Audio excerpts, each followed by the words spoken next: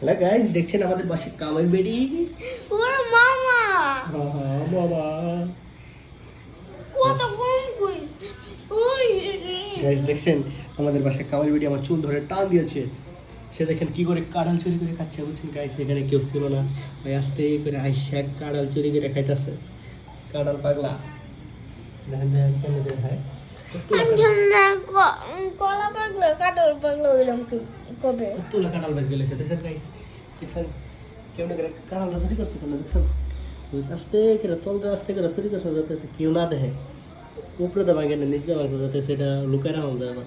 হ্যাঁ থামলাম কিন্তু আমাকে দেখে লাগছে হাতে নাতে ধরা খাইয়া গেছে না, আমি হাত চুরি করতে চাই।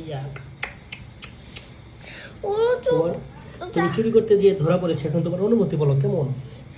থামলাম থামরাম মানে তোরে থামরাম, তুই চুরি করতে ধরা গেছিস।